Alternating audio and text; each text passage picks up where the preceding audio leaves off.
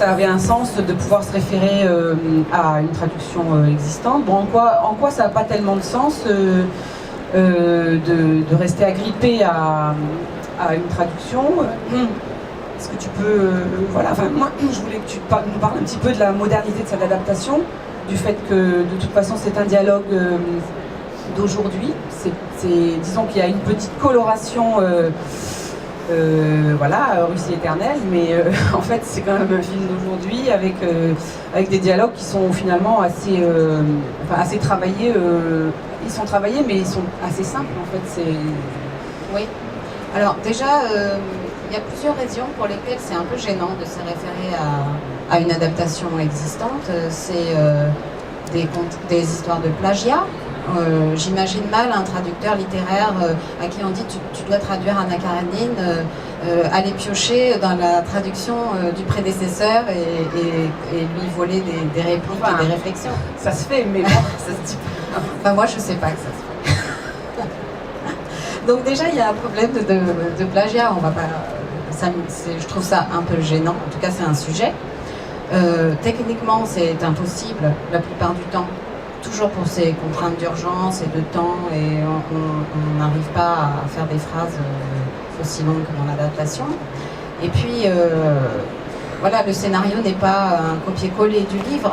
Oui, c'est ça, ça fait deux niveaux d'adaptation déjà. Enfin, oui, déjà, le scénario est une adaptation du roman, et toi, tu fais une adaptation des dialogues adaptés du roman. Oui, donc voilà. Donc il y a ça.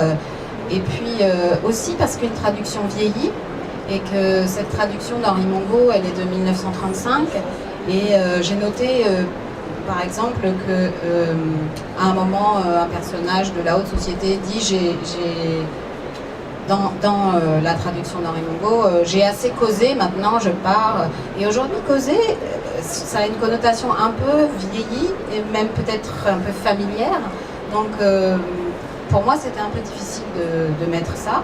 Et puis aussi, à un moment, il dit « Quel bel âge que le vôtre, on voit tout à travers un brouillard bleuâtre ». Et alors ça, je ne sais pas si c'est vieilli ou pas, mais en tout cas, c'était une phrase qui ne me plaisait pas parce que je la trouvais à connotation très négative, alors que là, elle est en train de se remémorer sa jeunesse. Donc pour toutes ces raisons aussi, c'est un peu difficile de piocher dans une adaptation existante. Et puis... oui, il y a aussi qu'effectivement, Joe Wright, il a vraiment pris des libertés avec l'histoire. À un moment, on offre des sorbets à Anna Karenine et elle dit « je préfère essayer une cigarette ».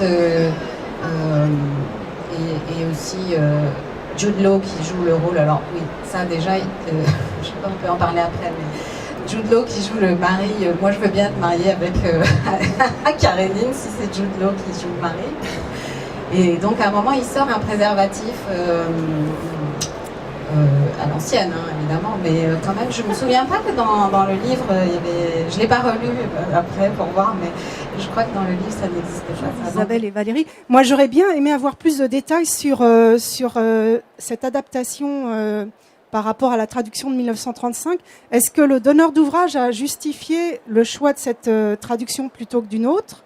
Et mis à part les questions de graphie et les choses très factuelles dans ton travail, Isabelle, en quoi est-ce que ce choix transparaît dans ton sous-titrage? Est-ce que tu peux nous donner d'autres exemples? Ou est-ce que finalement, quand bien même on t'aurait donné une autre traduction de référence, ton travail aurait été le résultat aurait été le même? Oui, tu vois ce que je veux dire? Oui, moi j'ai lu les deux. En fait, j'en ai deux. J'ai lu aussi celle c'est quoi, le livre de poche? Mais alors, il n'y a pas de nom de traducteur. Ouais, on a bien cherché pourtant. On a cherché partout. Et c'est pas la même. C'en est deux vraiment différentes. Oui, c'est très différent. D'ailleurs, moi, j'ai tendance à préférer l'autre.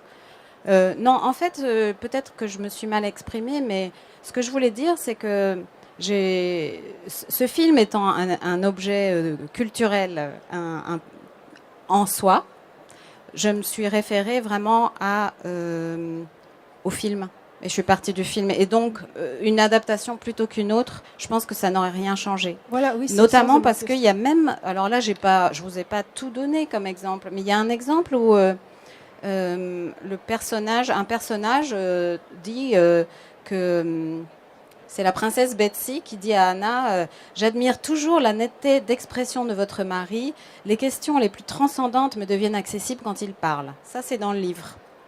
Et dans le film, elle dit votre mari raisonne de travers, mais c'est un orateur convaincant. Donc voilà, après moi, je dois traduire un film, je ne dois pas traduire Anna Karenine, le roman. Donc c'est important aussi. Il y a plein d'exemples, mais bon, si tu veux, je pourrais te... Tu peux faire un nouvel article pour l'écran traduit, par exemple. Non, parce que j'ai repris ce que j'avais dit à Anne-Lise et Samuel à l'époque, mais oui, il y a plein d'exemples qui montrent qu'il ne faut pas s'agripper à une traduction, parce qu'on n'est pas en train de traduire le roman, on est en train de traduire un film.